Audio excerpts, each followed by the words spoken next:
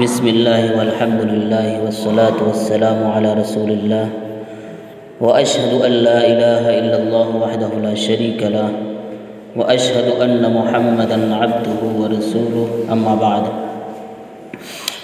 فعن سہل بن سعد رضی اللہ تعالی عنہ عن النبی صلی اللہ علیہ وسلم قال ان فی الجنة بابا یقال له الریان يدخل منه الصائمون يوم القيامة لا يدخل منه أحد غيرهم يقال أين الصائمون فيقومون لا يدخل منه أحد غيرهم فإذا دخلوا أغلقا فلم يدخل منه أحد متفق عليه۔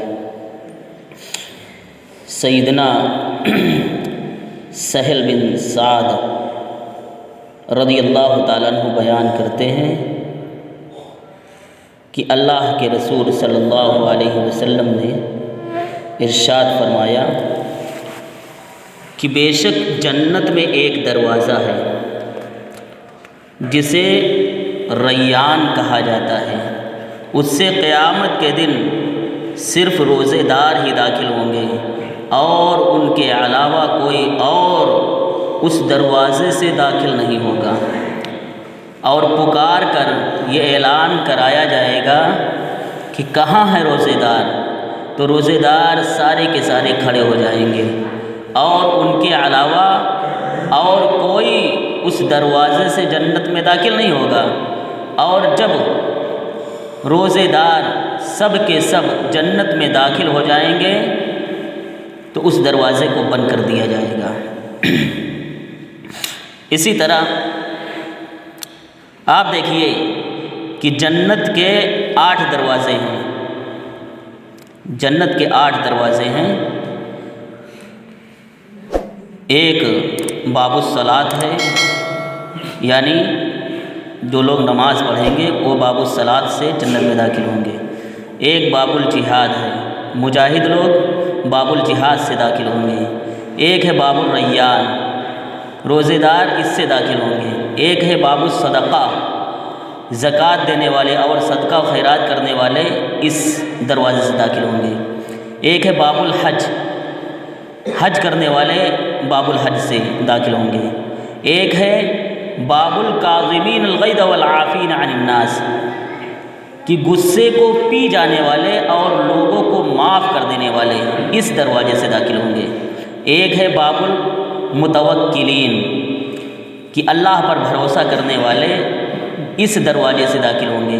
اور ایک ہے باب الذکر یا باب العلم، یعنی اللہ کا کثرت سے ذکر کرنے والے اور اللہ کے بارے میں معرفت اور جانکاری حاصل کرنے والے اس دروازے سے داخل ہوں گے۔ تو یہ 8 دروازے ہوئے جس سے لوگ داخل ہوں گے۔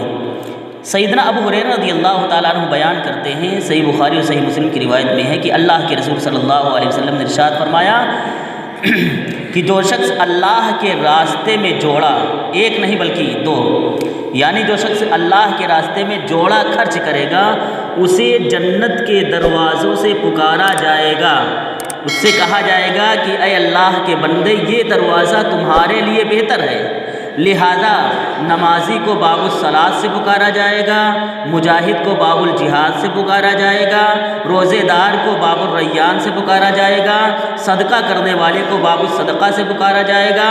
چنانچہ ابو بکر صدیق رضی اللہ تعالیٰ عنہ نے کہا کہ اے اللہ کے رسول صلی اللہ علیہ وسلم، میرے ماں باپ آپ پر قربان ہو، جس شخص کو ان تمام دروازوں سے پکارا جائے گا اسے تو کسی چیز کی ضرورت نہیں ہوگی، تو کیا کوئی ایسا شخص بھی ہوگا جسے ان تمام دروازوں سے پکارا جائے گا؟